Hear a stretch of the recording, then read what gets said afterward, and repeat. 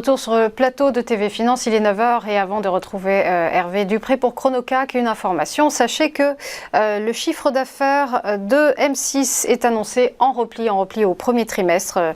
Le groupe a réalisé un chiffre d'affaires en diminution de 3% lié à une baisse des recettes publicitaires dans un contexte économique dégradé. Voilà pour cette dernière information. Retrouvons à présent Hervé Dupré. Bonjour pour le Chronocac. Bonjour Roselyne. Vous êtes trader pour compte propre et gestion indépendante. Hier donc le CAC est resté stable, un peu de répit après une ascension fulgurante ces dernières semaines. Exactement, ascension fulgurante mais qui commence très légèrement à se tarir avec des plus hauts très faibles, de plus en plus faibles.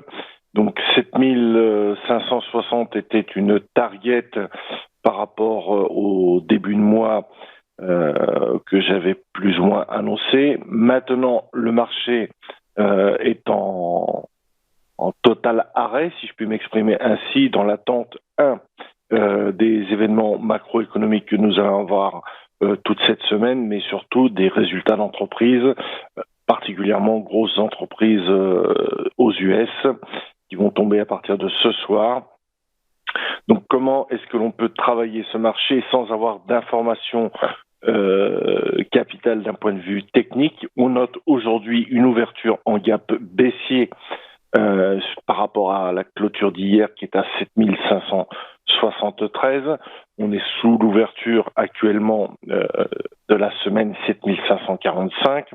Alors sans parler d'un retournement majeur imminent, on peut envisager une phase d'attente par rapport aux news macro de cet après-midi et sur les résultats plutôt qui tomberont après clôture ce soir sur les US. Qu'est-ce que cela pourrait nous donner comme mouvement?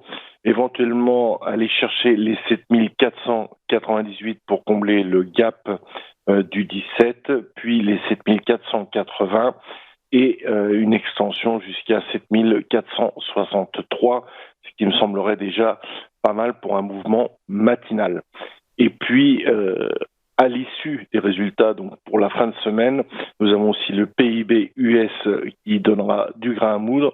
En tout état de cause, après cette période que nous avons eue de léthargie du marché, je pense qu'on peut s'attendre à un retour de volatilité qui deviendra plus intéressant à trader.